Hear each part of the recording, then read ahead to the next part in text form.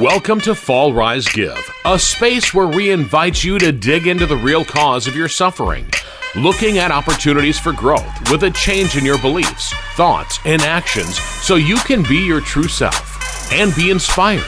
Join us as we explore life's ups and downs and navigate the twists and turns, sharing stories of resilience, hope, and the transformative power of giving back.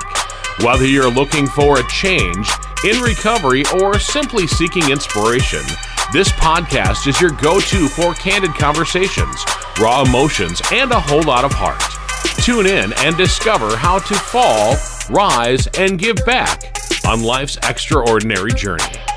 Welcome to Fall Rise Give, turn struggles into opportunities by being your true self and help others. How you doing? I'm Bartender Bob. I've got Kumar along, and we've got a special guest this week, Kathryn. Kathryn, thanks for joining us. How are you? Yeah, thanks for having me. I'm doing pretty good, right now. That's excellent. Happy to be here with you guys. Kumar, how are you? I'm doing amazing. It's sunny in Seattle today. I'm going to go play a little golf after this. And the holiday season's picking up, so I'm pretty excited about that. Well, I'm living in Ferryville, Wisconsin, and it's snowy and yucky out. So, hey, welcome. I'm glad you guys live in that part of the state or part of the country, and I live right here in the Midwest where it's blah. But we're getting ready. We're getting ready for Christmas, that's for sure. Kathryn, I'm going to start with you and just ask you a little bit about yourself. Tell me about who you are. Who is Kathryn? Ooh, this is still a hard one. You think this would get easier with every year that passes, but it seems like it's an ever-evolving answer. The first thing that always comes to mind is I got two little boys right now because they kind of dominate my life. Got a 3 and a 5-year-old, so Oh, wow. I'm their mom. I am a grateful recovering alcoholic. I am an Oregon Duck fan.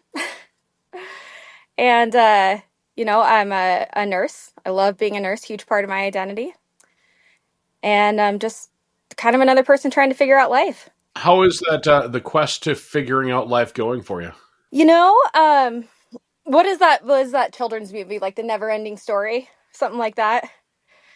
I don't know. It's going. I will say I've been able to, this past year, as I've, gotten sober and kind of enriched my life in different ways I'd never tried before. I think that I don't know that it's any easier or more clear, but I think that I've learned to go with the flow a lot more than I had in the past. Right. Is sobriety new for you? Yeah. So I am just over a year. I was a year on November 13th. Congratulations. Yeah, thank you. And this is kind of my first solid go at it. Certainly as far as kind of living the life of, spiritual health and sobriety versus just abstaining from a substance. Mm-hmm. Is it easier for you since you have 2 young children? That's one of those variables that I have a hard time evaluating. Certainly, getting into motherhood, it gave me a lot of convenience for drinking at home. It's hard to get out of the house anyway. It's actually fairly lonely, and a lot of times, even though you're constantly never alone.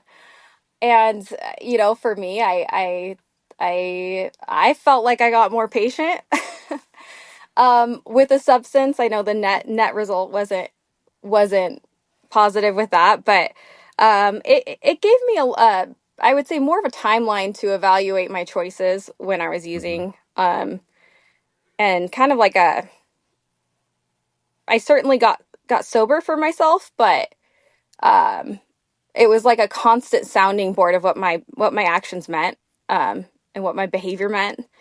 Trying to raise 2 little humans, and having all that responsibility 24/7. There is a lot of responsibility with children, that's for sure. So, Yeah. Kathryn, tell us about what's been your biggest struggle? It seems a little odd to say this. I think I wouldn't have said this before today, but really, I think in a way, like sobriety has, because I think that making the decision to get sober was a huge, like, culmination of a lot of things in my life. that like kind of hit a tipping point, and they were all kind of interwoven, different challenges that were interwoven. At that point, deciding to get sober meant I had to open my eyes to multiple different struggles, and the alcohol was just one of them. Well, I've had a lot of blessings in getting sober, like a lot of support. I have a supportive family, just a lot of opportunity to work on myself. It's been really hard because it's been about more than the substance and more than the, if you want to call it a disease, addiction, genetics. I haven't been able to truly follow a spiritual program without looking at other things other than the substance, if that makes sense. Yeah, it does. And I was so Kathryn and I share one thing. I mentioned this book that I read a few months back, Bob, and it's called "The Universe Has Your Back" by Gabby Bernstein. And for me at the time, I was going through a lot of anxiety and a lot of fear around work. And Kathryn mentioned that she had read that book as well. And I was talking about this with you on the third chakra and how to build trust in one of the sessions, Bob. And so I think that's how we connected, and we share that same thing. One of my lifelong struggles has been anxiety around work and being able to provide for my family. But it's a thing that's always in the back of my mind. And so learning to trust in a higher power, and I think the phrase that came out of that book for me was interesting, and I think it might have resonated with you, Kathryn, as well, is that the universe will show you a way to be gentle and kind, but it's really teaching you through love and love in a higher self, love in a higher thing, to be able to overcome. Once fear and love can't reside together, and trust can't reside together. And so as you focus on love, and the universe has your back, that makes it a lot easier. So that's one of the things that we shared, and that's kind of how we connected a little bit more in the group. Any thoughts on that, Kathryn? I know that we've talked about that quite a bit, kind of a struggle there. Yeah, certainly, Kumar. That is one of the first times I feel like you and I really, connected. I remember hearing that book mentioned as I was reading it, and it had already really resonated with me, and it kind of just again, so many times in my path and my journey of sobriety, like it's been eye-opening to see all the multiple ways I'm getting a message, and hearing that someone else was also reading that and had similar feelings with it. That book I kind of stumbled into on accident. I had a friend recommend a podcast, and I accidentally looked up the wrong podcast, and I stumbled on Gabby Bernstein, and then I saw the book, and I just immediately loved the title. And I went to my Barnes and Noble and grabbed it like pretty much right away. Not something I normally do. And got into it, and yeah, and it certainly felt like it hit me at the right time with the right things. I loved the message of just of love, and one of the things that spoke to me most in that was talking about viewing things through the lens of love. One of the things that's interesting in like my sobriety is that not a lot changed. I didn't have legal issues. I didn't have, I wasn't in a family separation situation. I didn't move. I needed to change the way I looked at my life and the way I interacted with my environment, and the lens of love concepts from that, and the way I interacted with myself, certainly, that higher self, or that higher potential, that just very much spoke to me, and still does. Can you explain to us a little bit about how the interactions within yourself have changed in the last year and a couple of months? Yeah, this is another one of those intertwining things. This just came up for me yesterday. I was in a meeting, and I was thinking about this concept of like, seeing change in yourself, and a lot of my as I struggled in like my addiction in my life, like I just made my life small as a way to cope. I stopped reaching out. I just did the bare minimum. To work, back home, kids, make sure they're fed and alive and loved, and nothing else. Not taking care of myself. But I didn't outwardly show all the dysfunction I had inside myself. And I had kind of a good cover for my absence of like, oh, I have 2 little kids. And so I haven't had a whole lot of like response from people around me. Like I had a lot of people when I decided to get help and get treatment, they were like, what? We didn't realize you were struggling with alcohol. Like we've seen you be too drunk, but we didn't realize like that wasn't like a regular thing or part of my reputation, I guess, thankfully. But the dysfunction was so internal with the way I couldn't face myself. I couldn't face how I felt. I couldn't think about anything that was deeper than just survival. I haven't had a lot of feedback from people saying like, oh, we notice a change or we notice a difference in you. But I have noticed, last night it came up in a meeting, someone was talking about this and I was thinking like, I absolutely can say I've noticed like my self-correction in the paths I take throughout my brain, like as far as like resentments or things that upset me, being able to not just recognize what something is, like, oh, this is a non-productive resentment, this is my role, and kind of break it down, like what that whole serenity prayer idea, like change the things you can, let go of the things you can't, and the wisdom to know the difference, to utilize that in my everyday thoughts and that internal dysfunction and redirect. I joked that I used to like polish my resentments that I felt justified in and like put them up on a mantle to admire for weeks on end. And I just don't do that anymore. I think I've had my eyes open to like the dysfunction of that. And that's essentially using like the lens of resentment and self-justification versus like that lens of love. It's really going to move me forward. Yeah, I think the lens of love is really interesting. It gets us out of ourselves. And I think that's the fascinating thing about that is when we start to think of others, we think about not our ego, not our own issues. We think about caring for others. A big part of this podcast is Fall, Rise, Give. And the giving part of yourself is really through love. That's the most and the easiest way that we can give to others. A lot of us don't have a lot of money to give or even our time. But when we do have the time, when we do run into people, it's the small acts of kindness, right, that we've talked about before, Bob, that really matter a lot. So if you look at everything through the lens of love, it really, really makes things easier. I'm drawn to a book that I learned from one of the meetings as well. It's called A New Pair of Glasses. And the author is really quite amazing. And all he talks about is he wants to see love in everybody. He wants to see the presence of God in others. And so when you do that, you can't really hold them as resentment. Now, it doesn't mean that you're going to accept all their behaviors that you don't like and all of those things, but you kind of go beyond that for yourself. You start focusing on yourself and realizing, hey, I can control what I control. I can't control what they do or what have you. And I may choose not to spend time with them. But the key is I'm still going to see and share love with them. As soon as you start sharing that love, it comes back to you in huge folds. That's what I've realized. I've had a lot of resentment towards a lot of people who are arrogant, a lot of people who are, in cocky positions or cocky situations. And I just, I kind of let go of that. And so that's one of the blessings out of this, what you call the grateful recovering alcoholic. And I share the same thing with Kathryn as well. I didn't have any of those issues. My issues were on internal, as I call myself the mainstream drunk. It's really not, I didn't have any of those issues, but really deep down inside, I wasn't thinking of anything deeper than just living day to day. I was kind of what I call living the numb life. And so that's what made it interesting for me to be able to get the spiritual part of the program. And by the way, the author, Gabrielle Bernstein, was in recovery for 10 years.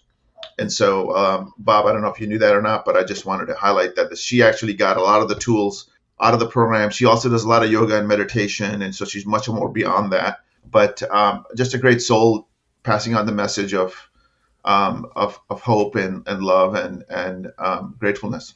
Can I ask a question about that? You said she's been in recovery for 10 years. So that's an ongoing thing. So when they say you're in recovery for 10 years, you've been sober for 10 years. Is that what that means?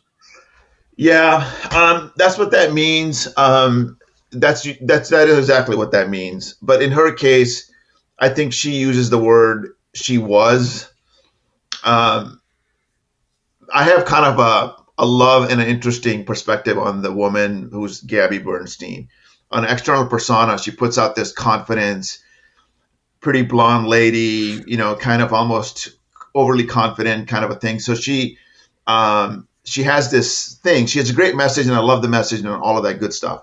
Sometimes I feel like she shows off and flaunts her stuff a little bit too much. And so she's gone away from the recovery message, and that's okay. Accepting her who she is. She's a superstar author now. She's got her own podcast, and she's got this amazing program. And so I appreciate her for the message. And so I think she's gone away from that recovery message in her line of positioning herself. Okay. And I'm sure she still is in recovery because she is still sober and she's not drinking and using drugs and all of that stuff. So, Kathryn, we talked a little bit about your struggles. What have you gained from overcoming your struggles? This question is almost as hard as like, tell me about yourself. Oh, then you're not going to like the last question I asked. One of the coolest things about, I will say, there's like this, I don't want to say that like, recovery or spiritual awakening was like a flashbang for me or like a big bang, but it certainly was like a same novel end of like part one onto part two in some ways. So there have been consistent elements of like threads throughout my life, like the importance of love, a bigger plan, the importance of service, of giving back, of caring for others, and compassion that have always been there.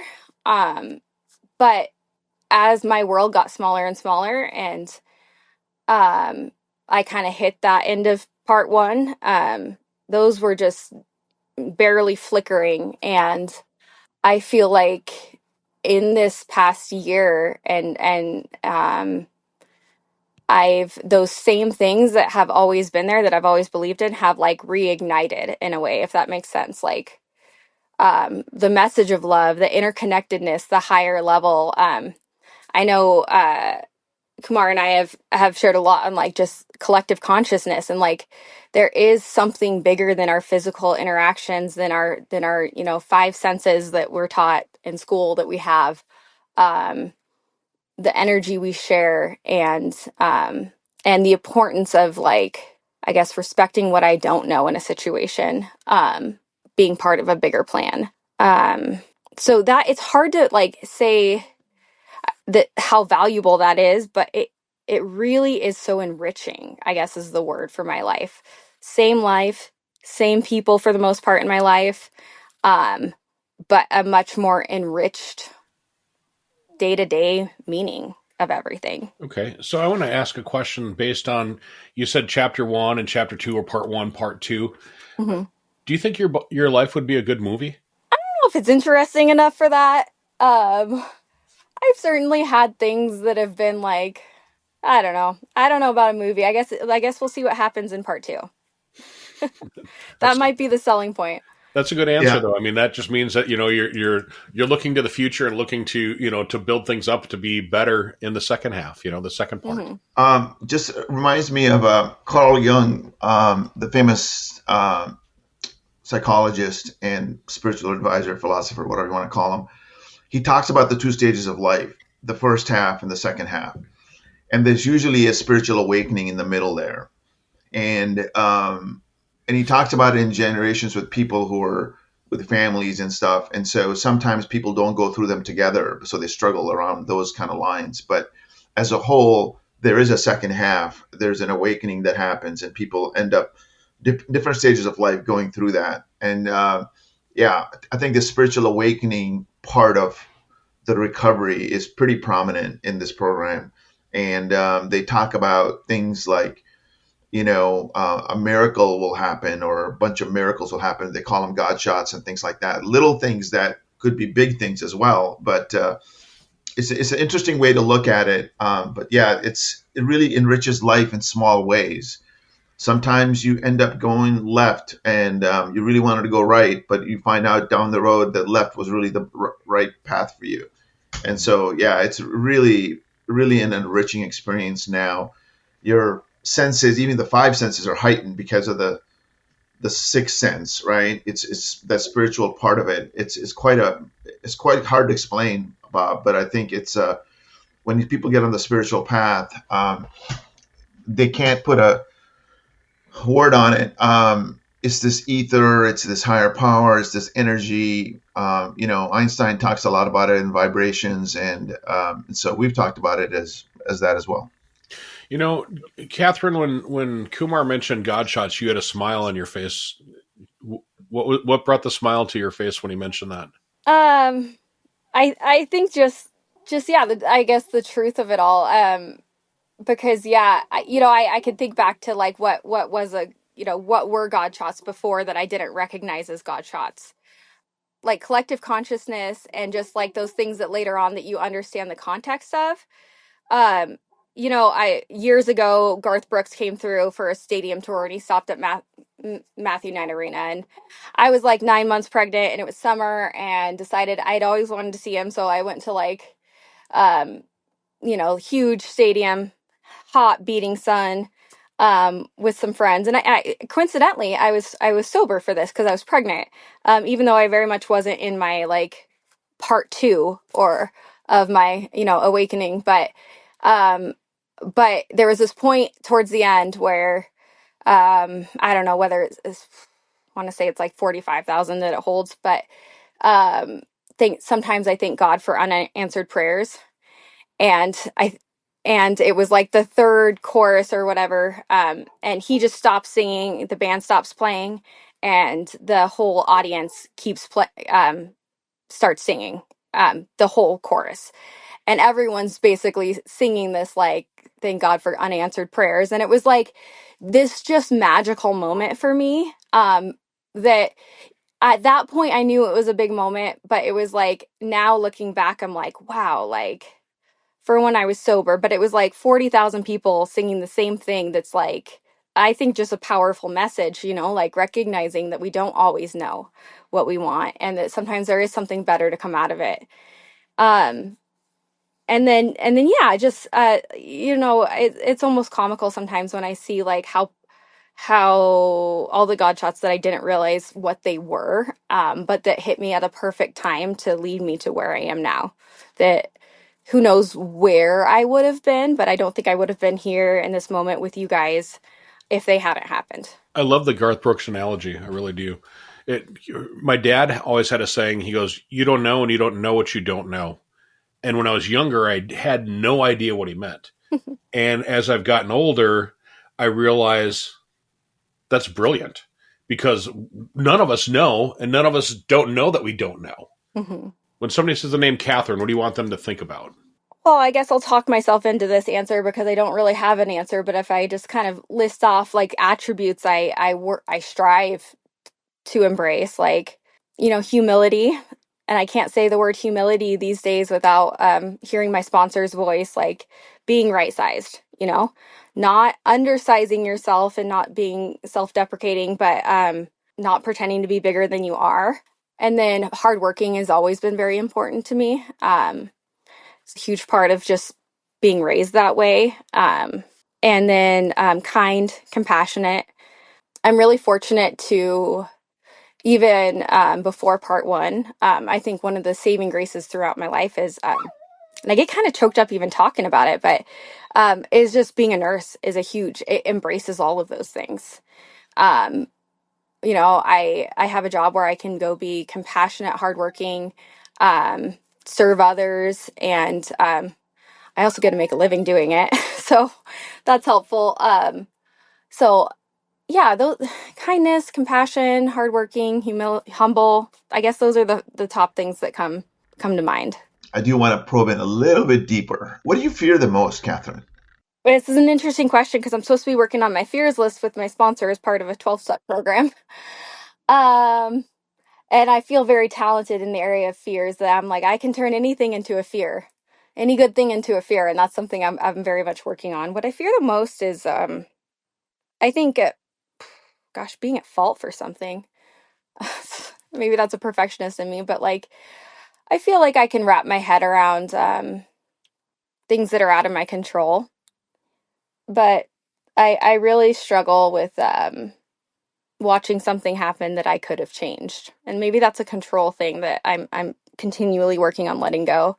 You know, I could go into like I could list off the, my children dying, this, that, and like all of those I can wrap my head around as long as I didn't play a role in it, and it's a weird thing to think about, but it's certainly a motivator for me in what I do. And it's also a motivator in like just getting sober. What role am I playing in other people's lives, not just myself? I think for people that are dealing with fear and anxiety like I do, I think the biggest thing is to kind of get out of yourselves and look through the lens of love, and look through a lens of love in a higher sense, higher calling, higher sixth sense, higher energy, higher whatever power that you believe in. That really helps build the trust and helps us realize that there's things beyond our control, like we just talked about, and we can only really focus on what we can control. And there's things that are higher at work that may be better for us, and the universe really has our back. Thank you for joining us on this episode of Fall, Rise, Give, where we explore stories of resilience, growth, and giving back. If you enjoyed today's episode, please visit our website at www.fallrisegive.com. Also, consider subscribing to our podcast on your favorite platform and leaving us a review. Your feedback helps us to continue to bring you inspiring stories. Stay tuned for our next episode, and remember, every fall is a chance to rise, and every rise is an opportunity to give. Until next time, keep falling, rising, and giving. This is Fall, Rise, Give, produced by podcastforhire.com. Thank you for listening.